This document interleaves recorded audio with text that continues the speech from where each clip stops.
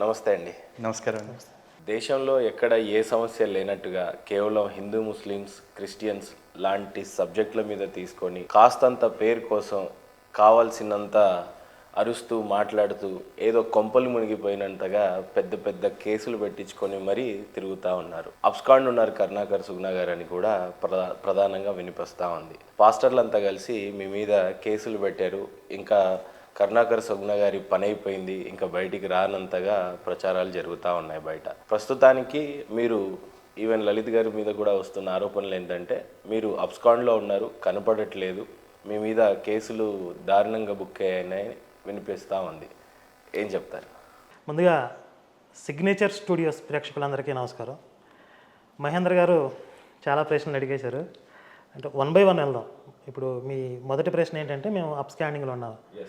ప్రతిరోజు నేను ఆఫీస్కి వస్తున్నాను, చక్కగా నా పని చేసుకుంటున్నాను, అజ్ఞాతంలో ఉన్నదేమీ లేదు. ఓకే, బయట ప్రచారాలు జరిగితే జరగవచ్చు. ఇంకా మీరు ప్రధానంగా అడిగిన ఇంకొక విషయం, కొంపలు మునిగిపోయినట్లు భారతదేశంలో హిందువులకు ఏదో పెద్ద ముప్పు ఇప్పటి నుంచే ప్రారంభమైంది అన్నట్టుగా ప్రధానంగా క్రిస్టియన్ పాస్టర్ల నుండి చాలా దురుసుగా మాట్లాడుతూ చాలా కేసులకు బుక్ అయిన పరిస్థితి కనపడతా ఉంది కరుణాకర్ సుగుణా మీద అంటున్నారు. మీరేమంటారు? ముప్పు అనేది ఇప్పుడు ప్రారంభం అవ్వలేదండి, ఎప్పటి నుంచో ఉంది. ఏ రకంగా అంటారు?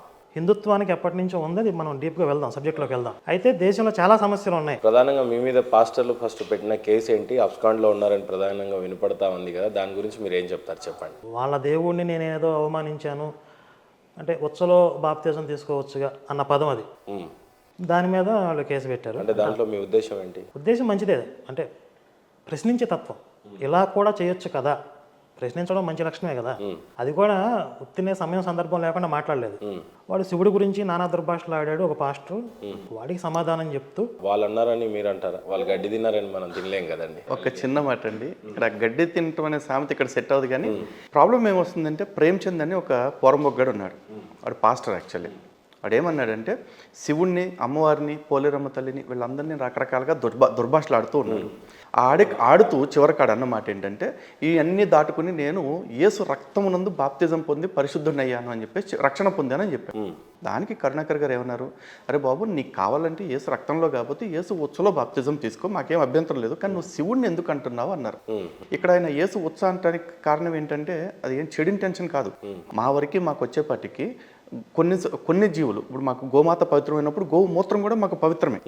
గోమూత్రాన్ని వీళ్ళు అవమానకరంగా చాలామంది మతోన్మాదులు, క్రైస్తవ మతోన్మాదులు, ఎరా మీరు ఉత్స తాగుతారా, మీరు మీ మమ్మీయా, ఇట్లా వెటకారం చేస్తుంటారు.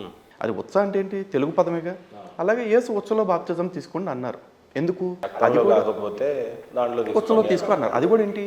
రక్తంలోనే రక్షణ పొందట్లే వీళ్ళు, యేసు ఉమ్ములో కూడా పవిత్రత పొందారు. యోహాను సువార్త 9వ అధ్యాయంలో యేసు దగ్గరికి ఒక అంధుడు వస్తే యేసు తన ఉమ్మిని మట్టిలో ఊసి ఆ మట్టిని బురదగా మార్చి అతని కళ్ళకి రాసి, నువ్వు వెళ్ళి కడుపు, నీకు కళ్ళు వస్తాయి అన్నాడు. సరే, మీకు ఉమ్ము పవిత్రమైనప్పుడు ఉచ్చ కూడా పవిత్రం అయ్యి ఉంటుందేమో అన్న ఉద్దేశంతో యేసు వస్త్రపు చెంగు ముట్టినంత మాత్రాన ఒక స్త్రీ పరిశుద్ధాలు అయిపోయింది, రోగం పోయిందని ఉంది. అంటే ఇప్పుడు ఆయన శరీర భాగాలు, శరీరం మీద ఉన్నటువంటి వస్త్రాలు అన్నీ పరిశుద్ధమైనప్పుడు ఉచ్చ మాత్రం అపవిత్రం అవుతాయా? రైట్. కరుణాకర్ సుగుణా గారు, మీరు మీ మాటని సమర్థించుకుంటున్నారు. అయితే ఒక్క మాట, సమర్థించుకోవటం అంటే ఆయన తప్పు మాట్లాడలేదు కూడా సమర్థించుకుంటున్నారు. అండ్ ఇంకోటి, ఇప్పుడు వాళ్ళు కూడా అండి ఆయన ప్రశ్నించారు, తీసుకోవాలంటే అక్కడ కూడా తీసుకొని, వాళ్ళు ఏమనాలి, కరుణాకర్ గారు ఇప్పుడు ఎట్లయితే యేసు గురించి, శివుడి గురించి, అమ్మవారి గురించి చెప్పాడు, అట్లాగే ఆ పాస్టర్ గడే వచ్చేసి ఆ హిందూ దేవుడిని తిట్టున్నాడు. కరుణాకర్ గారు మాకు యేసు పవిత్రం, యేసు రక్తం పవిత్రం, యేసు ఉమ్ము పవిత్రం, కానీ యేసు ఉత్స పవిత్రం కాదండి, మాకు బైబిల్లో ఎక్కడ రాయలేదని చెప్పేస్తే సరిపోద్ది. లేదు, అసలు మా యేసు ఉచ్చపోయలేదంటే మా యేసు ఎప్పుడు ఉచ్చపోయలేదు కాబట్టి దాని గురించి ఇప్పుడు టాపిక్ వద్దండి అని చెప్పేస్తే సరిపోద్ది. అలా కాకుండా కేసు ఎందుకు పెట్టాడు అంటే, ఈయన అడిగిన ప్రశ్నకి సమాధానం లేక కేసులతోటి దాడి చేసి నోరు మూపిద్దామని. అంతేగాని ఏదో భావోద్వేగాలతో వచ్చింది, నేను సమర్థించుకోను, దీన్ని వెనక్కి తీసుకుంటాను అనేది కరుణాకర్ అన్నారు. మీరు ఇప్పుడు రాజ్యాంగానికి వ్యతిరేకంగా, రాజ్యాంగం మనకు ప్రసాదించినటువంటి వాక్ స్వేచ్ఛని దాటి మేము ఎప్పుడు మాట్లాడలే. ఇప్పుడు మీరు ఒక పదం వాడారు, గడ్డి తింటారా అని చెప్పి, కానీ మనకి రాజ్యాంగంలో కూడా స్పష్టంగా ఉంది, మన మీద దాడి జరుగుతున్నప్పుడు ఆత్మరక్షణలో భాగంగా మనం ప్రతిదాడి చేస్తే అది క్రైమ్ కాదు. ముందు మనం దాడి చేయట్లేదు కదా. సరే, ఇప్పుడు కేసు కేవలం మీ మీదనే బుక్ అయిందా? లలిత్ గారి మీద కూడా? అంటే నాకు సపోర్ట్ గా మాట్లాడారు. మీ ఇద్దరి మీద ఎన్ని కేసులు ఉన్నాయి? ఫస్ట్ ఆఫ్ ఆల్ అది క్లియర్ గా చెప్పుకుందాం ఈరోజు. కేసులు ఇప్పుడు ఇదేమి రహస్యం కాదు, మా పేరుతో సెర్చ్ చేస్తే గూగుల్లో కూడా ఇన్ఫర్మేషన్ వచ్చేస్తుంది. నా మీద ఒక 6 డజన్ కేసులు ఉన్నాయి. ఈయన మీద కూడా ఒక 6 పైన ఉంటాయి. ఇప్పుడు ఫ్రెష్గా ఉన్న కేసు ఏంటి? ఫ్రెష్గా ఈ మంత్లో వచ్చి మొత్తం నా మీద 4 కేసులు, వారి మీద 3 కేసులు. అబ్స్కాండ్లో తిరుగుతున్నారు అనేది అదే అప్పుడు ఈ కేసుకి సంబంధించి లలిత్ కుమార్ గారు కూడా నాకు సపోర్ట్గా మాట్లాడడం వల్ల, అందులో ఆయన మాట్లాడిన దాంట్లో తప్పేముంది అనే వెర్షన్లో ఆయన మాట్లాడడం వల్ల ఆయన మీద కూడా ఒక కేసు ఫైల్ చేశారు. అది కాకుండా బ్రహ్మకుమారి ఇస్తూ ఆయన మళ్ళీ ఇంకో 2-3 కేసులు పడినట్లు ఉన్నాయి. అట్లా ఈ నిరంతరం పోరాటం ఇదంతా కూడా. కేసులు పడుతూ ఉంటే మనం ఫేస్ చేస్తూ ముందుకు వెళ్ళాల్సిందే. అంటే ఈ దేశంలో ఉన్న ప్రతి హిందూ యొక్క బాధ్యత హిందూ ధర్మాన్ని కాపాడుకోవటం. కేవలం లలిత్ గారే, కరుణాకర్ సుగుణ గారే మేమేదో మతాన్ని కాపాడుతున్నామనే ఉద్దేశంలో ఈ రకమైన కేసులు, కొంత పదజాలాలు కూడా దురుసుగా మాట్లాడుతుంటే నోటిని కూడా అదుపులో పెట్టుకోవాలి అని అంటున్నారు లలిత్ గారు. ఈ దేశాన్ని కాపాడుకోవటం ప్రతి పౌరుడి బాధ్యత. కానీ బోర్డర్లో మిలిటరీని పెట్టి ప్రత్యేకంగా వాళ్ళ చేత ఎందుకు కాపలా కాపిస్తున్నాం? మేము సనాతన ధర్మంలో భాగమే, అందరిలాంటి వాళ్ళమే. కాకపోతే సనాతన ధర్మానికి ఫోర్ ఫ్రంట్లో స్వచ్ఛందంగా వచ్చి నుంచున్న సైనికులం. మరి ఈ రకమైన కేసులను ఎదుర్కోవటంలో మీకు ఎవరైనా సపోర్ట్ చేయటం కానీ, నిలబడడం కానీ, హిందూ ధర్మ సంఘాలు ఎవరైనా ముందుకొచ్చి మిమ్మల్ని ఏమైనా ఆదరించడం కానీ, సపోర్ట్ చేయడం కానీ ఏం జరగట్లేవా? అంటే మొట్టమొదట ఈ పోరాటం ప్రారంభించినప్పుడే మనకి ఏ కష్టం వచ్చినా సరే ఒక గాడ్ ఫాదర్ వచ్చి నిలబడతారు, వాళ్ళు వచ్చి మనం సేవ్ చేస్తారు అనే భావనతో మేము స్టార్ట్ చేయాలి. దేనికైనా సరే తెగింపుతో మనం ముందుకు వచ్చిందే, అంటే దేన్నైనా ఫేస్ చేయడానికి. అయితే ఈరోజు మాకు సమస్య వచ్చింది, ఈ పోరాటంలో మాకు సమస్యలు వస్తున్నాయి, మాకు మద్దతుగా నిలబడండి అని చెప్పి మేము ప్రజల్ని అడిగాం. మేము వెనకాల మాకు ఉన్నటువంటి పెద్ద ఒక వ్యవస్థను ఏర్పాటు చేసుకుని అందులో గాడ్ ఫాదర్లను పెట్టుకుని ఇట్లా వెనకాల మేమేమి ప్రయత్నాలు ఏం చేయాలి. డైరెక్ట్గా పబ్లిక్ మధ్యలోకి వచ్చి మాకు సపోర్ట్గా నిలబడేవాళ్ళు ఎంతమంది అని అడిగాం. 1000 మంది స్పందించారు. రేపు వాళ్ళతో కలిపి ఒక ప్రోగ్రాం చేయబోతున్నాం. అంటే ఇది ఒక రేపు 19వ తారీఖున ఒక ర్యాలీగా వెళ్ళి ధర్నా చౌక్ దగ్గర ఒక సమావేశం నిర్వహించాలి అనేది ఒక ప్లానింగ్ ఉంది. దాని గురించి మనం ఇంకా డీటెయిల్స్లోకి వెళ్దాం తర్వాత. రైట్ లలిత్ గారు, ప్రధానంగా ఈ మధ్య కాలంలో చాలా కేసులు మీ మీద వినపడ్డాం. అంతకుముందు లలిత్ గారు అంటే సౌమ్యుడు, కొంత హిందూ ధర్మం గురించి వచ్చేటప్పుడు కొంత ఘాటుగా కూడా స్పందించడం జరిగింది. కొన్ని విధాలుగా చూస్తే డిప్లొమాటిక్గా కూడా మిమ్మల్ని మీరు మంచి పేరు సంపాదించారు. హిందూ అందరు అంటే మన ధర్మాల పక్షాన మీరు నిలబడిన విధానం కానీ ఇవి కానీ చాలా బాగున్నాయి. అంటే నాతో కలిసిన తర్వాత చెడిపోయారు, నాతో కలిసి చెడిపోయారు అడుగుతున్నారా? బట్ అలా అనట్లేదు, కానీ రీసెంట్గా గత 1-2 months నుంచి చూస్తూ ఉంటే లలిత్ గారి మీద అనేకమైన ఆరోపణలు, ఉదాహరణకి ఆ రోజు జరిగినటువంటి రమణ గారి గురించి కావచ్చు, లేకపోతే ఈ మధ్య కాలంలో ఈ కేసులు కావచ్చు.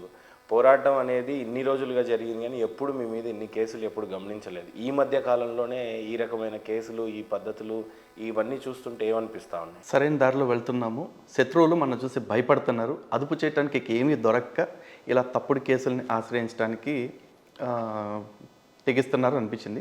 ఇక్కడ కూడా లొంగకపోతే ఇక భౌతికంగా కూడా మమ్మల్ని లేకుండా చేయడానికి కూడా ప్రణాళికలు చేస్తారని మాకు అర్థమవుతుంది. కానీ రెడ్ హ్యాండెడ్గా దొరికిచ్చారు 60 లక్షల విషయంలో, అది చాలా దుమారమే లేపింది. దాని గురించి మీరు ఎలా సమర్థిస్తారు? అది రెడ్ హ్యాండెడా, బ్లాక్ హ్యాండెడా, బ్లూ హ్యాండెడా తర్వాత అండి. ఇప్పుడు నేను ఏ హ్యాండెడ్గా దొరికినా సరే నన్ను ఎక్కడైతే నన్ను తీసుకెళ్లారు, పోలీస్ స్టేషన్కి అరెస్ట్ చేశారని చెప్పారో ఆ రోజు జరిగింది అరెస్ట్ కాదు, ఎంక్వైరీకే తీసుకెళ్లారు. ఆ స్పాట్లో 15 లక్షలు, 50 లక్షలు, 60 లక్షలు అన్నారు కదా, ఒక 600 రూపాయలు ఏమన్నా రికవరీ చేశారా? అట్లీస్ట్ ఒక 60 రూపాయలు ఏమన్నా అక్కడ చూపించారా టైంలో? లేదు కదా. పోనీ ఏ వ్యక్తి అయితే కేసు పెట్టారో ఆయనే మళ్ళీ ఒక వీడియో పెట్టి కొంతమంది తప్పుడు ఇన్ఫర్మేషన్ ఇవ్వటం వల్ల, వీళ్ళ గురించి చెడుగా చెప్పడం వల్ల, అది కమ్యూనికేషన్ గ్యాప్ వల్ల నేను అట్లా రియాక్ట్ అయ్యాను. కానీ నిజానికి వీళ్ళు స్వచ్ఛమైన ధర్మరక్షకులు అని ఆయనే చెప్పారు. ఆ వీడియో పెట్టారు, ఆ కేసు వెనక్కి తీసుకుంటున్నాను ఆ వీడియోలో చెప్పారు, ఇష్యూ సార్ట్ అవుట్ అయిపోయింది. కానీ ధర్మరక్షణ ముసుగులో డబ్బులు బాగా వెనక్కి వేసుకున్నారని చెప్పేసి లలిత్ గారి మీద ప్రధాన ఆరోపణ. ఎంత సంపాదించారు? అదే చెప్తున్నా కదా, మీ దగ్గరికి వచ్చేటప్పుడు కూడా చూస్తున్నారు, క్యాబ్కే వస్తున్నాం మేము అంతే. ఓన్ వెహికల్స్ అంటే ఓన్ వెహికల్ ఇప్పుడు చెప్పాలి అంటే వెహికల్ ఒకటే కాదండి, చాలా నెసెసిటీస్ మాకు ఇంకా ఉన్నాయి. అన్ని నెసెసిటీస్ని మేము ఆపుకుంటాం, చాలా తగ్గించుకుంటాం. ఎందుకంటే మేమిద్దరం కొన్ని చోట్లకి తిరుగుతూ ఉంటాం, మా గురువుల సహకారంతో, ఇంకో కారణం చేద్దాం. వెళ్ళినప్పుడు మాకు అనిపిస్తూ ఉంటుంది చాలాసార్లు, ఏంటి అసలు ధర్మరక్షణ పేరుతో. ఇప్పుడు క్రిస్టియానిటీ, ఇస్లాం పరంగా చూస్తున్నాం అనుకోండి, వాళ్ళు దారుణమైన దోపిడీ ఉంటుంది, కానీ వాళ్ళని ఎవ్వరూ ఏం మాట్లాడరు. హిందుత్వం పరంగా చూసుకుంటే మీరే చెప్పారు, ఈ నెలలో మా మీద 5 కేసులు, కరుణాకర్ గారి మీద 3 కేసులు అయినాయి, నా మీద 4 కేసులు అయినాయి. 2 ఇక్కడ పంజగుట్ట పోలీస్ స్టేషన్లో వారితో పాటు పెట్టారు, 2 ఆంధ్రాలో బ్రహ్మకుమారిస్ పెట్టారు. అంటే 2 ఇన్ఫర్మేషన్ వచ్చినాయి. ఇన్ఫర్మేషన్ రాకుండా ఉన్న కేసులు ఏంటో మాకు తెలియదు. నిన్న 6వ తారీఖున తెలంగాణ హైకోర్టులో మా వీడియోస్ అన్ని తొలగించాలంటూ కేసు పెట్టారు, లంచ్ మోషన్ వేశారు. ఇవన్నీ వాళ్ళు ఎందుకు వేస్తున్నారు? వాళ్ళ దగ్గర డబ్బు ఉంది, వ్యవస్థను మేనేజ్ చేసే కెపాసిటీ ఉంది. కాబట్టి మా పరిస్థితి ఏంటంటే, ఆ కోర్టులో కౌంటర్ ఫైల్ చేయాలంటే కూడా ప్రాపర్గా ఒక మంచి అడ్వకేట్ని పెట్టుకోవటానికి మా దగ్గర ఆర్థికంగా లేనంత స్థితి. మేము ఏం లక్షలు సంపాదించాం. కరుణాకర్ గారు, మీ మీద వస్తున్న ఆరోపణలు ఏంటంటే హిందుత్వవాదాన్ని గురించి బలంగా తీసుకెళ్తున్న నేపథ్యంలో హిందూ ఉన్మాదులు అని చెప్పేసి మిమ్మల్ని అనే పరిస్థితి వస్తూ ఉంది. ఇలా కూడా ఆరోపిస్తూ ఉన్నారు. అలాంటి వాళ్ళకి మీరు ఇచ్చే సమాధానం ఏంటి? ఆరోపణలని మీరే చెప్తున్నారు, వాటికి ఆధారాలు లేవని అర్థం కదా. ఒకవేళ నిజంగా నేను ఉన్మాదినే అయితే ఇప్పుడు మా సంస్థను హిందూ జనశక్తిను ప్రజలు ఆదరించాల్సినటువంటి అవసరం లేదు, వాళ్ళు సపోర్ట్ చేయాల్సినంత అవసరం లేదు. వాళ్ళకే కొంత విచక్షణ ఉంది కదా. కొంత మనుషులో నుండి ఉన్నటువంటి ఒక సయోద్యోగిగా కలిసి అన్నదమ్ములుగా ఉన్న క్రిస్టియన్స్ కావచ్చు, లేకపోతే ముస్లిమ్స్ కావచ్చు, హిందువులు కావచ్చు, కలిసి ఉన్న నేపథ్యంలో కొంత మీరు ఉన్మాదాన్ని రేకెత్తించే విషయాలు కనిపిస్తూ ఉన్నాయి అని అంటున్నారు. రెండోది, మీ పదజాలాలు చాలా దురుసుగా ఉంటున్నాయి. కొంత వినే పద్ధతిలో చూస్తుంటే కొంత వాడు వీడు ఈ రకంగా వాళ్ళ దేవుళ్ళని బోధిస్తున్నారు అనేది ప్రధానంగా వినపడతా ఉంది. దేవుళ్ళని వాళ్ళు వీళ్ళని సంబోధిస్తూ ఉంటే మన ధర్మం ఇది కాదు కదా చెప్పింది. దేవుళ్ళని ఆ వాడు వీడు అని సంబోధిస్తూ ఉన్నారు మీరు చాలా వీడియోస్. నేను బైబిల్ దేవుడిని కానీ యేసుని కానీ ఎప్పుడు కూడా వాడు వీడు అనలేదు, పాస్టర్లను అంటాను. ఎందుకంటే వాళ్ళు మన దేవుళ్ళ గురించి అసభ్యకరంగా మాట్లాడతారు కాబట్టి వాళ్ళని కూడా మనం గౌరవప్రదంగా అయ్యగారు అమ్మగారు అని మనం అనలేం. మనం ఆ బాధలో నుంచి పెయిన్ నుంచి మాట్లాడతాం కాబట్టి వాడు వీడు అని పాస్టర్లను అంటాను. కానీ అంత పెయిన్లో కూడా నేను లిమిట్స్ దాటకుండా ఒక విశ్వాసానికి సంబంధించిన విషయం కాబట్టి వాళ్ళ దేవుడి గురించి గౌరవప్రదంగానే 99.99% సందర్భాల్లో గౌరవప్రదంగానే ఇంకా మేము తీసిన షార్ట్ ఫిల్మ్ నేనే దేవునిలో యేసుని గురువు గారు అని సంబోధించాను. నేను గురువు గారు అనాల్సిన అవసరం లేదు. అంటే ఆయనకి చెప్పాల్సినటువంటి కొన్ని విషయాలు చెప్పాను, నా క్యారెక్టర్ పరంగా కొన్ని చెప్పాను. అవి చెప్తూనే మంచి గౌరవప్రదంగా సంబోధించాను తప్ప అవమానించడం అనే లక్ష్యం కాదు. అసలు ఆ షార్ట్ ఫిల్మ్ తీసిన సందర్భం ఏంటి, ఈ బెల్లంపల్లి పాస్టర్ అనేవాడు కనకదుర్గమ్మ అమ్మవారిని దెయ్యంగా చూపిస్తూ ఒక స్కిట్ వేసాడు. అది చూసి మనకి చాలా బాధ కలిగింది. అయితే ఇమీడియట్గా దాన్ని ఉపసంహరించుకుని ఇవ మా పాస్టర్ చేసిన తప్పు, ఇలాంటి పనులు మళ్ళీ ఇంకా జరగవు అని చెప్పి మీ పాస్టర్లు ఎవరైనా బాధ్యత తీసుకుంటారా అని అడిగాం. మనం ఎవరు రెస్పాండ్ అవ్వాలి. అందరూ లోపల హాయిగా చూసి ఎంజాయ్ చేశారు, పాస్టర్లు అందరూ ఎంజాయ్ చేశారు. అప్పుడు మరి మన ప్రతిస్పందన రావాల్సిన అవసరం ఉంది. అందుకని నేనే దేవుణ్ణి అనే సినిమా దాని గురించి ఆలోచన చేయడం జరిగింది. ఇప్పుడు గగ్గోలు పెట్టేసి సినిమా తెస్తావా, యేసుని చూపిస్తావా అని అంటున్నారు. మరి ఆ రోజు బెల్లంపల్లి పాస్టర్ గారు చేసిన దాన్ని మీరు అందరూ సమర్థించారు, మౌనంగా చూసి ఎంజాయ్ చేశారు. ఒక్కడు కూడా ముందుకు వచ్చి మా పాస్టర్ చేసిన తప్పని మాట్లాడలేదే. ఇప్పుడు మేము చేసిన సినిమా మీద మీరు ఎందుకు మాట్లాడుతున్నారు? ఇక్కడ గౌరవప్రదంగా మాట్లాడిన సినిమానే మీరు మాట్లాడితే దెయ్యంగా చూపించినప్పుడు మేమెంత బాధపడాలి? ఈ దేశంలో ఈ రాష్ట్రాలలో ప్రధానంగా 2 తెలుగు రాష్ట్రాల్లో మంచి ఇంటెలెక్చువల్స్ స్కాలర్స్ ఉన్నారు, ఐఏఎస్లు ఐపీఎస్లు కూడా ఉన్నారు, మంచి బిజినెస్ మ్యాన్లు కూడా ఉన్నారు. వీళ్ళకి ఎక్కడ హిందుత్వ ప్రాబ్లం లేదు. ధర్మం గురించి చాలా సున్నితమైన విషయం అయినప్పటికీ అసలు ఏమీ జరగనట్టుగా చాలా ప్రశాంతమైన వాతావరణంలో ఉన్నట్టుగా కనపడతా ఉంది. పాస్టర్లకి లలిత్ కుమార్కి, పాస్టర్లకి కరుణాకర్ గారికి ఇది నెవర్ ఎండింగ్ డిబేట్స్ లాగా కనపడతా ఉంది. ఏంది? మీరే చెప్పారు మంచి పొజిషన్స్లో ఉన్న వాళ్ళకి ఎవరికి పట్టట్లేదని చెప్పి. ఎందుకంటే వాళ్ళు పట్టించుకుంటే అంతా సర్వసాధారణంగా ఉంది కదా, చాలా పీస్ ఇదిగా నడుస్తూ ఉంది కదా. వీలేదో మాట్లాడటం, వీలేదో కౌంటర్లు ఇవ్వటం ఇక్కడి వరకే సరిపోతూ ఉంది. ఎక్కడ కూడా మత మార్పిడులు జరగనట్టు, ఎక్కడ కూడా ఏ రకమైన విపత్తి సంభవించినట్టుగా వీళ్ళు ఎప్పుడు గమనించలేనట్టుగా చెప్తున్నానండి. పాస్టర్స్ ఎవరైతే మా ధర్మం గురించి మాట్లాడుతున్నారో, మన ధర్మం గురించి, వాళ్ళకి ఇదే వృత్తి. కరుణాకర్ గారికి లలిత్ కుమార్కి ఇది వృత్తి కాదు, ఇది బాధ్యత అనుకుని వచ్చాం. ఇది పక్కన పెట్టేసి ఇంత శ్రమ గనక వేరే రంగాల్లో పెట్టుంటే ఆయన ఈ పాటికి పుష్ప లాంటి సినిమా తీసుండేవాడు, మంచి డైరెక్టర్ అయిపోయేవాడు. నేను వ్యాపారంలో ఇంకో స్థాయిలో ఉండేవాడిని, నా వ్యాపారం నేను కంటిన్యూ చేసుకుంటూ ఉండుంటే. కానీ ఇవన్నీ పక్కన పెట్టి ఈరోజు జనాలతోటి వీళ్ళు పెచ్చగాళ్ళు, లేకపోతే వీళ్ళు పేటీఎం గాళ్ళు, ఫోన్పే గాళ్ళు అని చెప్పి అంటున్నారు. సార్, ఫోన్పేలు పేటీఎంలు మేము పెడుతున్నది మాత్రమే చూస్తున్నారు. మరి ఫోన్పేలు పేటీఎంలు మాకు వచ్చేదానికి మేము జత చేస్తున్నదాన్ని ఎవరన్నా చూస్తారా? ఇప్పుడు మా ఛానల్స్ కావచ్చు, లేకపోతే మా శ్రమ కావచ్చు, దాని ద్వారా వస్తున్న రెవెన్యూ కావచ్చు, లేకపోతే ఇంకేదన్నా కావచ్చు, మా శ్రమను గుర్తించే ఇస్తున్నారుగా. మరి ఆ శ్రమకు వచ్చిన రిటర్న్స్ ఏవైతే ఉన్నాయో అవన్నీ తిరిగి ధర్మ కార్యక్రమాలకే వెచ్చిస్తున్నాగా. పోనీ అలాని మేము గుక్క పకీరులాగా రోడ్ల మీద కూర్చుని లేకపోతే చిరిగిన బట్టలు అరిగిన చెప్పులు వేసుకుని తిరగమని చెప్తారా? హిందూ సమాజం మా నుంచి అది ఎక్స్పెక్ట్ చేయట్లేదు కదా. ఈ పాస్టర్లు అందరూ మమ్మల్ని ఏదో ఆర్థికంగా సంపాదించుకోవడానికి అది అని చెప్పి పేర్లు పెడుతూ ఉంటారు కదా. అసలు భారతదేశ వ్యాప్తంగా, పోనీ తెలుగు రాష్ట్రాల్లో తీసుకోండి, 2 రాష్ట్రాల్లో గవర్నమెంట్ అనౌన్స్ చేసే బడ్జెట్ ఒకటి ఉంటుంది కదా, సంవత్సరానికి ఎంత బడ్జెట్ అని చెప్పి. ఆ బడ్జెట్ కంటే కూడా ఈ 2 రాష్ట్రాల్లో ఉన్న పాస్టర్లు పిండే దశం భాగాలు ఎక్కువ ఉంటాయి మీరు కౌంట్ చేస్తే. ఏ రకంగా అంటారు? మీరు కౌంట్ చేసుకోండి. మీరు ఎగ్జాంపుల్ ఇప్పుడు ఇందాక కల్వరి సతీష్ది ఒక టెస్ట్ మనీ అండి. కల్వరి సతీష్ స్వయంగా చెప్తున్నమాట. ఒక అందురాలు ఒక ఆవిడ ఉన్నారట. ఆవిడ గవర్నమెంట్ పెన్షన్ తీసుకుంటున్నారు, వికలాంగుల కోటాలు. ఆ పెన్షన్లో నుంచి ఎవ్రీ మంత్ ఆవిడ దశం భాగాలు ఇస్తారట. పెన్షన్ ఎందుకు తీసుకుంటున్నారు? ఆవిడకి ఆర్థికంగా ఇబ్బందులు ఉంటాయి కాబట్టి గవర్నమెంట్ ప్రజలు కట్టే పన్నుల్లో నుంచి ఆవిడని ఆదుకుంటుంది.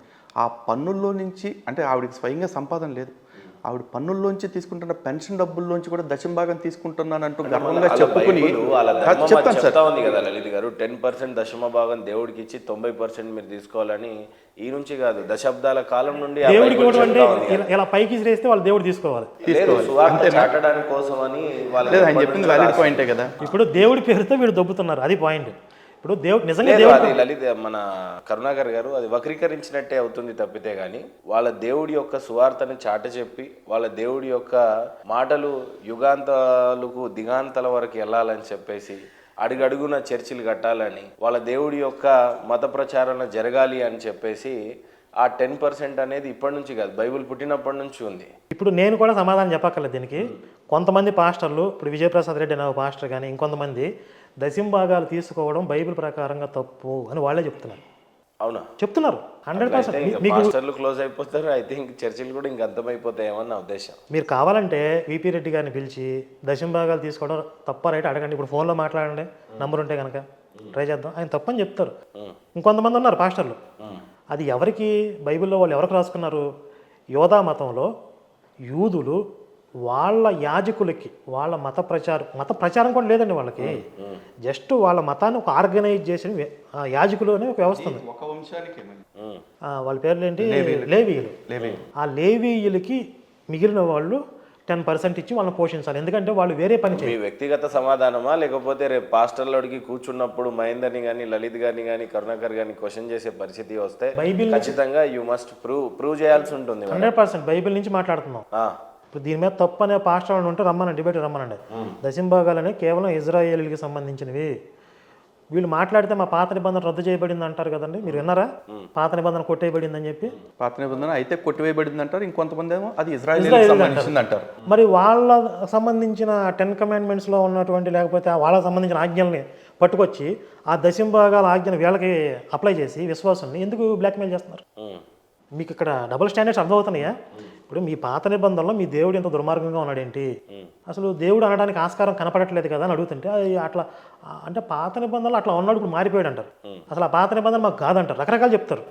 దాంట్లో ఉన్నటువంటి 10% సిస్టమ్ తీసుకొచ్చి ఈ రోజు చర్చలు నడుపుతున్నారు. లలిత్ గారు, చాలా ప్రధానంగా చాలా ముఖ్యమైన ప్రశ్న ఏంటంటే హిందూ సోదరులంతా కూడా ప్రధానంగా మత మార్పిడికి గురవుతా ఉన్నారు.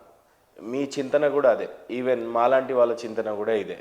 దేశంలో శాంతి భద్రతలు కూడా దీనివల్ల ముంపుగా కనపడతా ఉన్నాయి. దేశంలో ఒక చర్చి మాత్రమే సంవత్సరం మొత్తంలో 3-4 లక్షల మందిని మార్చగలిగినప్పుడు అనేకమైన చర్చిలు ఎంతమందిని మార్చుండొచ్చు? ఒకటి. రెండోది, మొన్న నా ఇంటర్వ్యూలో బ్రదర్ సిరాజ్ గారిని ఇంటర్వ్యూ చేయడం జరిగింది. అసలు హిందూ సోదరుడు ఇస్లాంని పుచ్చుకుంటాడని నేను కలలో కూడా అనుకోలేదు. అనుకున్న తర్వాత ఆయన మారినా సరే, బట్ ఆయన కూడా అదే చేయటం అనేది చాలా క్వశ్చన్ వేసుకోవాల్సిన పరిస్థితి. మనం అంతా కూడా ఓన్లీ హిందువే ఎందుకు బలిపశు అవుతా ఉన్నాడు? ఎందుకు మతం అనేది ఒక పక్క ఇస్లాంలో కానీ ఒక పక్క క్రిస్టియానిటీలో చేరే ప్రధాన కారణం ఏంటి? అసలు మనం మత పెద్దలలో ఏమైనా తప్పులు ఉన్నాయా? అసలు మన మతంలో అంత చాలా లూప్ హోల్స్ ఉన్నాయా? నిజానికి మతం అంత ఈజీగా మారిపోవడానికి గల కారణాలు ఏంటంటే ఏం చెప్తారు? ఎలా ఏం చేస్తే దీన్ని ఆపొచ్చు అని అంటే ఏం చెప్తారు మీరు? స్ట్రైట్ అవే ఒక 2 స్టేట్మెంట్స్ ఇక్కడ డెలివర్ చేస్తున్నానండి. ఒకటి, అసలు ఏ లోపము లేనిది సనాతన ధర్మం, స్ట్రైట్ పాయింట్, నా పర్సనల్ ఒపీనియన్. రెండోది, ప్రపంచంలో హిందూ గ్రంథాల్లో లేని మంచి ఇంకా ఏ మత గ్రంథాల్లోనూ లేదు. ఈ 2 రాసి పెట్టేసుకోవచ్చు. మరి ఎందుకు అంత ఈజీగా మతాలు మారిపోతున్నా ఉన్నారు హిందూ సోదరులను? ఎందుకు మారిపోతున్నారు అంటే హిందువులు ఎవరికి కూడా మొదటి నుంచి ఉన్మాదం నేర్పల. ఈ రోజున యోధా మతం చూసుకోండి, యూదులకు ఎట్లా నేర్పారంటే ఈ ప్రపంచంలో ఉన్న మిగతా మనుషులంతా వేరు, మిగతా జాతులంతా వేరు, మీరు స్పెషల్, మీరు స్వయంగా దేవుడి చేత ఎన్నుకోబడిన జనాలు అని చెప్పేసి చెప్పారు. కాబట్టి మీరు ఎవరితో కలవద్దు, ఎవరిని మీలో కలుపుకోవద్దు. మీరు మీ దేవుని తప్ప వేరే వాడిని పూజ చేయడానికి ఎవరన్నా నిన్ను ప్రేరేపిస్తే ఆయన ఫస్ట్ చంపేయి. వాడు నీ తల్లి అయినా తండ్రి అయినా సరే, తల్లి అయినా తండ్రి అయినా కూతురైనా సరే, నీ కడుపున నీ చెల్లెళ్ళైనా ఎవరైనా సరే, చంపేటప్పుడు మొదటి కత్తివేటు నీదే కావాలని చెప్పేసి బైబిల్లో చెప్తారు. ఈవెన్ క్రిస్టియానిటీ ప్రకారం చూసుకోండి, జీసస్ స్వయంగా చెప్పిన మాట ఏంటంటే, నా దగ్గరికి వచ్చినప్పుడు నేను తప్ప నీ తల్లి కానీ తండ్రి కానీ నీ ప్రాణాన్ని కానీ అన్నిటిని నువ్వు ద్వేషించాల్సిందే, అప్పుడే నా శిష్యుడు అవుతావు అని చెప్పారు. అలాగే ఇస్లాంలో చూసుకోండి, వాళ్ళ గ్రంథాల్లో ఉన్నాయి, మన గ్రంథాల్లో అసలు మారకుండా అందుకే చెప్తున్నాను సార్, శ్రీరామ రక్ష ఏదో ఒకటి ఉండాలి కదా. అందుకే చెప్తున్నాను సార్. ఇంకొకటి ఖురాన్లోకి వచ్చేపాటికి, ఖురాన్లో కూడా చాలా స్పష్టంగా ఏంటంటే అవిశ్వాసులు లేదా ముష్రిక్కులు లేదా కాఫీర్లు ఎక్కడ కనపడితే అక్కడ చంపేయండి అని చెప్పారు. అంటే నీ మతం కానోడికి నీ దగ్గర స్పేస్ ఉంచకు, ఎందుకంటే వీడు నిన్ను మార్చే ప్రమాదం ఉంది అని చెప్పారు. కానీ సనాతన ధర్మం పుట్టే నాటికి అసలు ఈ మతాలు ఏవీ లేవు, ఉన్నది ఒక్కటే సనాతన ధర్మం. కాబట్టి మనం ఇంకో దాని గురించి ఆలోచించాల్సిన అవసరం రాలేదు. హిందూ వాంగ్మయం అంతా అలాగే వచ్చింది. అలాగే హిందూ వాంగ్మయం అంతా కూడా ఏం చెప్తుందంటే, సమం సర్వేషు భూతేషు తిష్టంతి పరమేశ్వరం, అన్నిట్లో పరమాత్ముడు సమంగా ఉన్నాడు, కాబట్టి అన్నిటిని గౌరవించమనే చెప్తున్నారు. అలాగే అద్వేష్ట సర్వభూతాన మైత్ర కరుణయవచ అని చెప్పారు. అంటే నీ చుట్టుపక్కల ఉండే ఏ జీవాన్ని కూడా, మనుషులనే కాదు ఏ జీవరాశి పట్ల కూడా ద్వేషం లేకుండా మైత్రి కరుణ భావనలతో ఉండమన్నారు.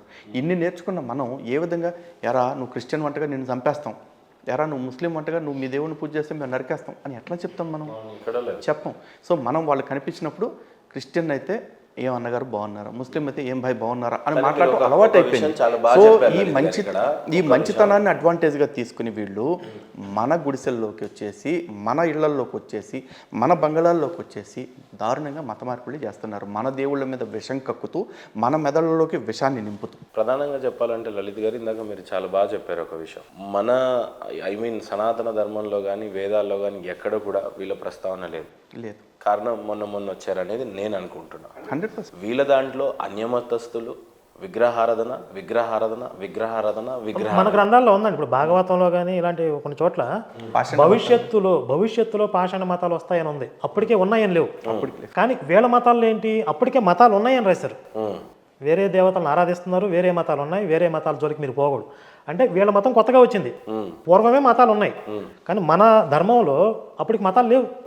భవిష్యత్తులో పాషాణ మతాలు వస్తాయి, వాళ్ళ లక్షణాలు ఇవి అంటే వాళ్ళ జ్ఞానం ఇంత పరిమితిలో ఉంటుంది, లోక వినాశనం జరుగుతుందని చెప్పారు.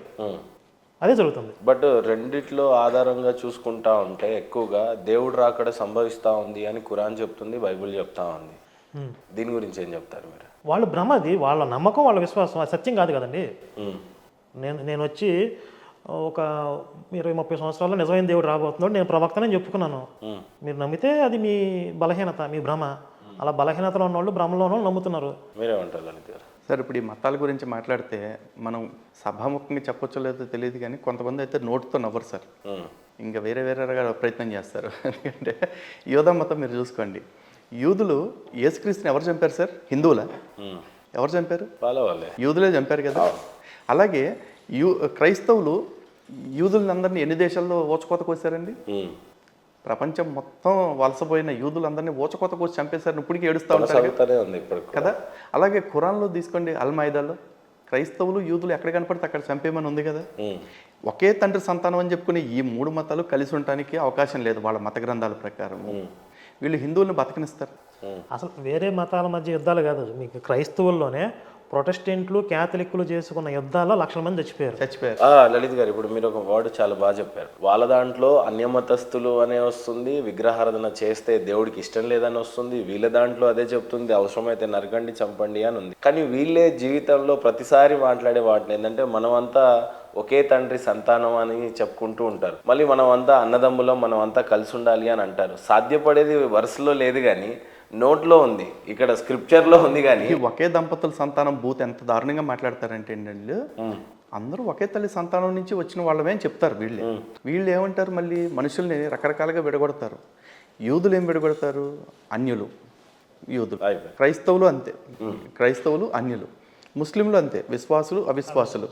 మనకి హిందూ గ్రంథాల ప్రకారం ఏంటి, ఆడ మగ అంతే. ఇంకొక మాట ఏంటి, వీళ్ళు ఈ క్రైస్తవులు ఈ జై భీమ్ కొంతమంది చెప్పేవాళ్ళు భారతదేశంలోకి వచ్చేప్పటికి విచిత్రంగా మాట్లాడుతుంటారు. అరే మీరంతా ఆర్యులు రా, ఎక్కడి నుంచో వలస వచ్చా. ఊరే ఫస్ట్ ఒకటి ఫిక్స్ అవ్వు, ఒక తల్లి సంతానమా కాదా? ఒక తల్లి సంతానం అనుకున్నప్పుడు నేను ఆర్యుడినైనా ద్రావిడుడినైనా లేదా ఇంకోటైనా నీకు ఇబ్బంది ఉండకూడదు, ఎక్కడి నుంచి వలస వచ్చినా సరే.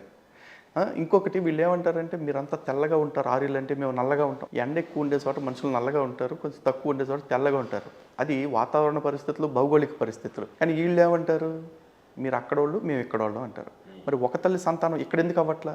పోనీ ఈరోజు నేను ఆర్యుణ్ణి, ఇదే నేను రేపు అనే రోజున మతం మారి క్రైస్తవుడిగా కనపడ్డాను అనుకోండి, నా చేత నా చుట్టుపక్కల ఉండే వాళ్ళందరినీ ఆర్యుణ్ణి అనిపిస్తారు. అప్పుడు నేను ద్రావిడిని అయిపోతాను. మరి మతం మారితే నా స్టేటస్ మారిపోతుందా ప్రతిసారి? ఒకే తల్లి సంతానం అని చెప్తున్నారు.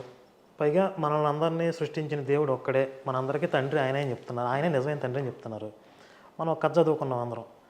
ఒక బిడ్డ కోసం ఇద్దరు తల్లులు పోటాడుకుంటున్నారు. రాజుగారి దగ్గరికి పంచాయతీ వచ్చింది. ఆ బిడ్డ ఎవరి బిడ్డ తేల్చాలి. రాజుగారు ఏం చేసి 2 ముక్కలు చేసి చెరొక ముక్క ఇచ్చేయమన్నారు. అందులో నిజమైన తల్లి, అయ్యో నా బిడ్డను చంపొద్దు, ఎక్కడున్నా సరే క్షేమంగా ఉంటే చాలు, నన్ను అమ్మ పిలవకపోయినా పర్లేదు, నాకు దక్కకపోయినా పర్లేదు అనుకుంది నిజమైన తల్లి. మారు తల్లి ఏమనుకుంది, నాకు దక్కకపోతే ఆ బిడ్డ బతకడానికి వెళ్ళలేదు, 2 ముక్కలు చేసేయండి అంది. ఇప్పుడు అన్ని మతాల్లో దేవుడు ఉన్నాడు.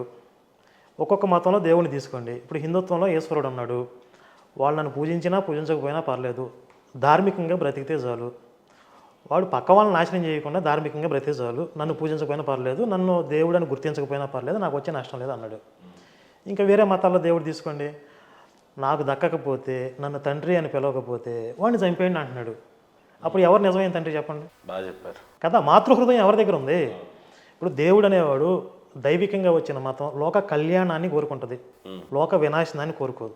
ఇప్పుడు భగవంతుణ్ణి ఒక రూపానికి పరిమితం చేసి, ఒక పేరుకి పరిమితం చేసి, నువ్వు దేవుడిని ఎలాగే చూడాలి, ఈ పేరుతోనే పిలవాలి, లేకపోతే నిన్ను చంపుతా అంటే, ఇప్పుడు ప్రపంచం అంటేనే వైవిధ్యం, సృష్టిలోనే వైవిధ్యం ఉంది. మనకి డిఫరెంట్ థాట్స్ ఉంటాయి, డిఫరెంట్ ఒపీనియన్స్ ఉంటాయి. నేను భగవంతుని ఈ రూపంతో చూస్తాను ఒకడు అనుకుంటాడు, నేను నిరాకారంతో చూస్తానని ఒకడు అనుకుంటాడు. కాదు భగవంతుని నేను ఈ పేరుతో పిలుస్తాను అని ఒకడికి భావన కలిగిద్ది.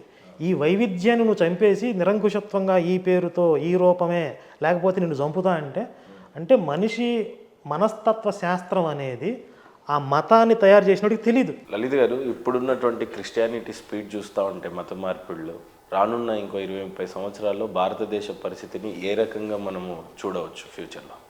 ఇప్పుడు నిజంగా ఇప్పుడు క్రిస్టియానిటీ ఉన్న స్పీడ్ ప్రకారం చూసుకుంటే కనుక భారతదేశ వ్యాప్తంగా కాదండి, ప్రపంచ వ్యాప్తంగా కూడా ఇంకొక 50 సంవత్సరాల్లో క్రిస్టియానిటీ రూపుమాసిపోద్ది. ఎందుకంటే గూగుల్లో అని వాళ్ళు అంటారు కదా, మా గూగుల్ మా క్రైస్తవులు పెట్టిందని. ఆ గూగుల్లోనే వరల్డ్స్ మోస్ట్ డిక్లైనింగ్ రిలీజన్ ఏంటి అని అడగండి. ఆయన గుడ్డ మడిచిపోద్దని చెప్పారు. అంతే, క్లాస్ ఫోల్డ్ అంతే. క్రైస్తవ్యం గుడ్డ మడిచిపోవటం ఖాయం. అంటే బట్టలు సదిరేసుకుని వెళ్ళిపోవటం అయిపోద్ది. ఇలా చెప్తారు అనుకోలేదే ఆన్సర్. అదే మీకు అర్థం అదే అంటున్నా, మొత్తంలో వరల్డ్స్ మోస్ట్ డిక్లైనింగ్ రిలీజియన్ ఏంటి అని గూగుల్ని అడిగితే క్రిస్టియానిటీ అని ఫస్ట్ చెప్తుంది.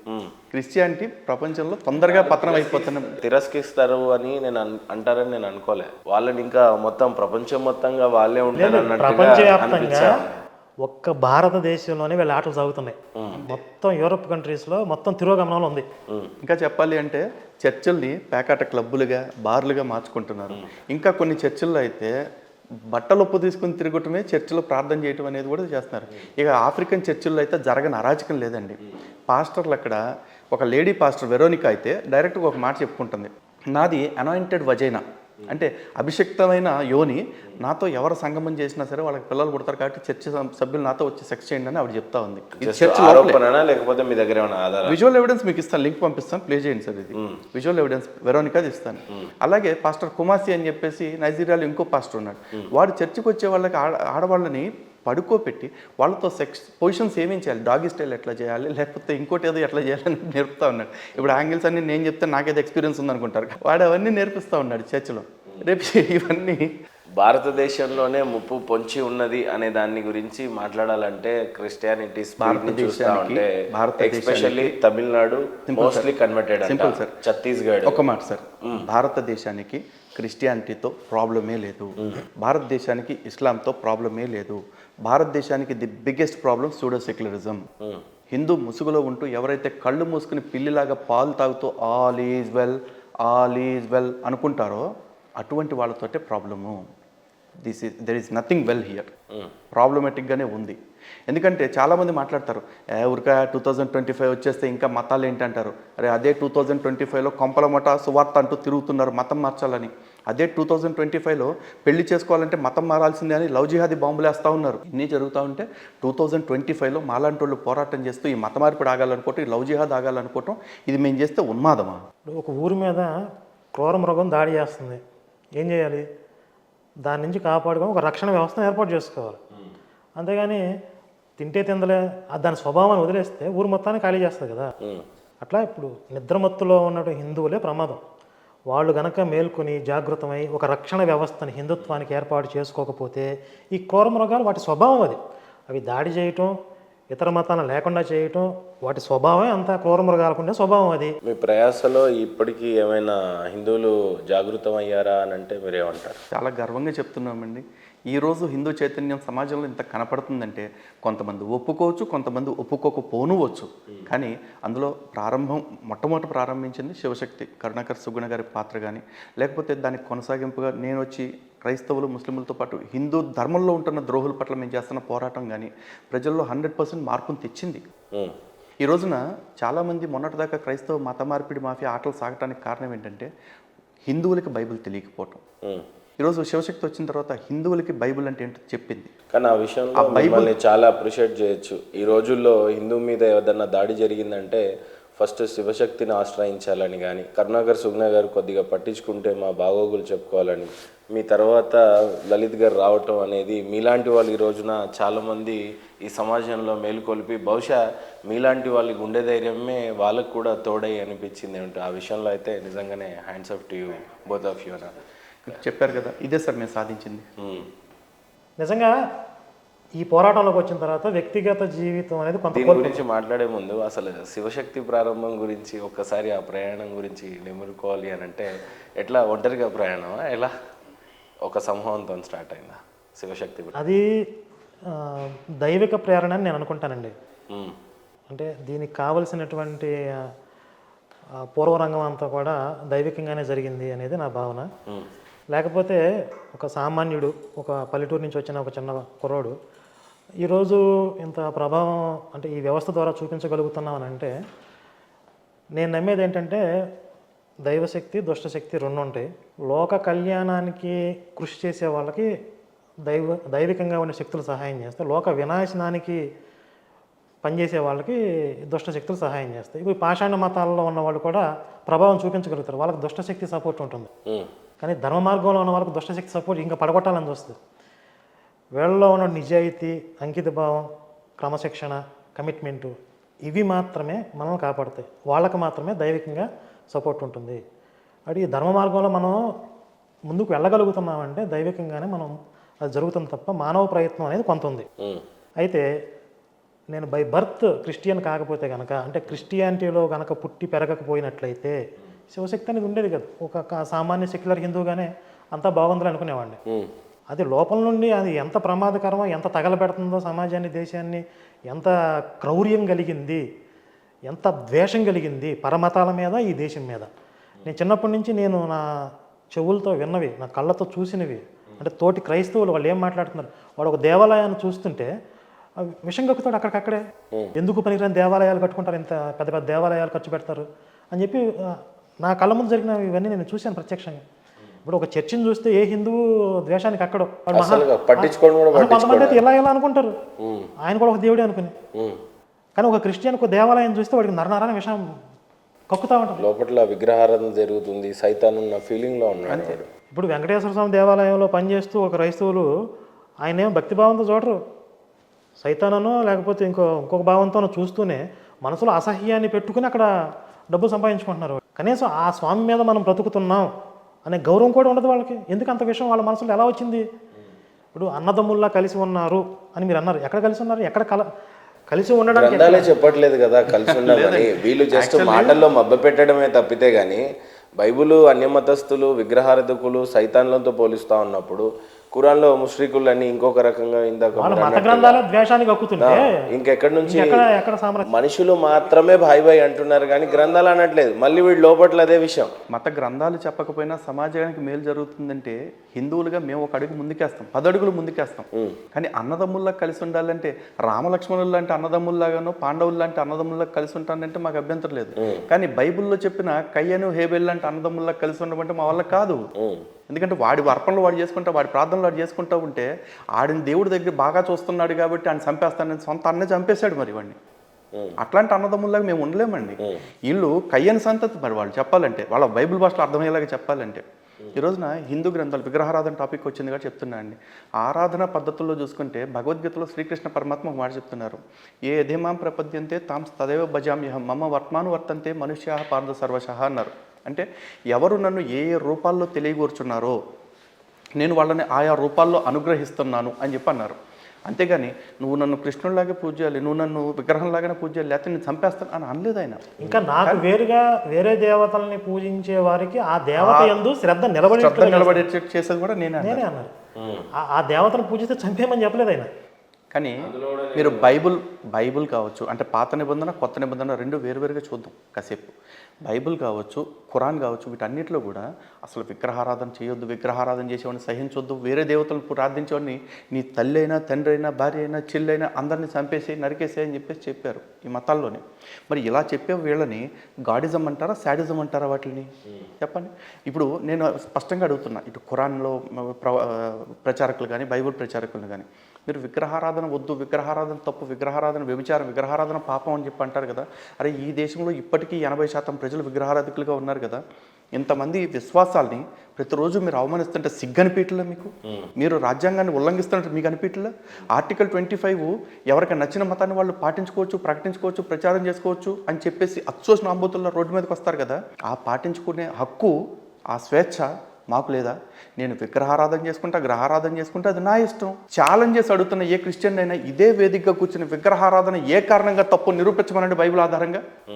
విగ్రహారాధన తప్పు వ్యభిచారం అంటాడు కానీ ఎందుకు తప్పు అని బైబిల్లోనే చెప్పుకోలేకపోయాడు. మా గ్రంథాలు చెప్పాయి భగవంతుడు అన్నింటా ఉన్నాడు, ప్రతి అణువులో ఉన్నాడు. అనోరణీయాన్ మహతోర్ మహియాన్ అని చెప్పేసి ఉపనిషత్తుల్లో చెప్పారు. అణువులో అణువంత ఉన్నాడు, బ్రహ్మాండంలో బ్రహ్మాండం అంతా నిండి ఉన్నాడు. అలాగే మాకు నిత్యం చెప్పుకునే మంత్రపుష్పంలో కూడా యచ్చకించిత్ జగత్ సర్వం దృశ్యతే శ్రూయతే పివ అంతర్బహిష్ట తత్సర్వం వ్యాప్యం నారాయణ స్థిత అని చెప్పారు. ఈ సృష్టిలో ప్రతి కనిపించే వినిపించే దానిలో అంతటా కూడా లోపల బయట కూడా పరమాత్ముడే ఉన్నాడు. కాబట్టి ఇప్పుడు ఈ సెల్ ఫోన్లో, ఈ స్టూల్లో, ఈ వాటర్ బాటిల్లో, మహేంద్ర గారిలో, కరుణాకర్ గారిలో నాలో దేవుడు ఉన్నాడు అనే నమ్ము అని చెప్పారు. అలాగే డైలీ గుడిలో ప్రదక్షిణ చేపిస్తారు. ప్రదక్షిణ అయిన తర్వాత ఆత్మ ప్రదక్షిణ చేపించేటప్పుడు అంతశ్చరతి భూతేషు గుహాయాం విశ్వమూర్తిషు అంటారు. అంటే నీ గుండె గుహలో ఉన్న దేవుడు ఎవరైతే ఉన్నాడో ఆయనే ఈ విశ్వమంతా నిండి ఉన్నాడు. ఆయనకి ఈయనకి వ్యత్యాసం లేదు. కానీ నీ లోపల ఉన్నాడు, నీ చుట్టూ అంతటా కూడా ఉన్నాడు అని నువ్వు తెలుసుకోవటమే జ్ఞానం అని చెప్పారు. ఇంత గొప్ప విశాలమైన సనాతన ధర్మాన్ని నిత్యం దూషిస్తా, ఇంత జ్ఞానాన్ని ఇచ్చిన భగవంతుడిని లేకపోతే ఋషుల్ని నిత్యం అవమానిస్తూ ఉంటే క్వశ్చన్ చేయమా సార్? కోపం రాదు. కానీ ఒక క్వశ్చన్ ఏంటంటే లలిత్ గారు, 100 కోట్లు 1000 కోట్లు సంపాదించిన ఒక బిజినెస్ మ్యాన్ ఎప్పుడు మతం గురించి మాట్లాడు, లేకపోతే బాగా ఒక ఇంటెలెక్చువల్ స్కాలరు ఐఏఎస్లు ఐపీఎస్లు మతం గురించి మాట్లాడు. కేవలం మత ప్రచారం చేసేటువంటి పాస్టర్లకు ఇదొక డైలీ ఇన్కమ్ బేసెస్ అయిపోయింది. లేదు వీళ్ళని అడ్డుగా ఆపద రాకుండా మీలాంటి వాళ్ళు సైనికులుగా పనిచేస్తున్నప్పుడు మీ మీద కేసులు వస్తున్నప్పుడు కూడా ఈ 100 కోట్లు 1000 కోట్లు లగ్జరీ లైఫ్లో బతుకుతున్న వాళ్ళు నోరు విప్పరు. చాలా గొప్పగా సిగ్నేచర్ స్టూడియో వేదికగా దీనికి ఒక మంచి ఆన్సర్ చెప్పాలని అనుకుంటున్నా. మేము కూడా ఈ 1000 కోట్లు 100 కోట్లు సంపాదిస్తున్న వ్యాపారవేత్తలు ఎవరైతే ఉన్నారో వాళ్ళందరినీ కూడా మాలాగా వచ్చి మాట్లాడమని మేము అనట్లేదు. ఐఏఎస్లు ఐపీఎస్లుగా సెలెక్ట్ అయిన వాళ్ళు ఎవరైతే ఉన్నారో, పదవుల్లో ఉన్నాళ్ళు ఎవరైతే ఉన్నారో వాళ్ళందరినీ మాలాగా వచ్చి పోరాటం చేయమని అనట్లా. కానీ మీరు సంపాదించండి, మీరు ఎదగండి, కానీ మాలాంటి వాళ్ళకి అట్లీస్ట్ వెనక నుంచైనా మీరు సపోర్ట్ ఇవ్వండి. ఎందుకంటే మా వెనకాల ఒక జార్జ్ సోరోస్ లేడు, మా వెనకాల ఒక మిషనరీ మాఫియా లేదు, మా వెనకాల అరబ్ నుంచి వచ్చే పెట్రోల్ డబ్బులు లేవు. ఒంటరి పోరాటం చేస్తున్నాం, ఎవరితో చేస్తున్నాం తెలుసుగా? ఇవన్నీ ఉన్న వాళ్ళతో. వెనకాల లక్షల కోట్లు పంపే సోరోస్ ఉన్నాడు, లక్షల కోట్లు పంపే పెట్రోల్ డబ్బులు పంపే పెట్రోల్ మాఫియా ఉంది వెనకాల. ఇవి ఏవి కాకపోతే డీప్ స్టేట్ అని ఇంకోటి ఉంది, డీప్ స్టేట్ ఉంది. వాళ్ళందరితో మేము ఫైట్ చేస్తున్నాం.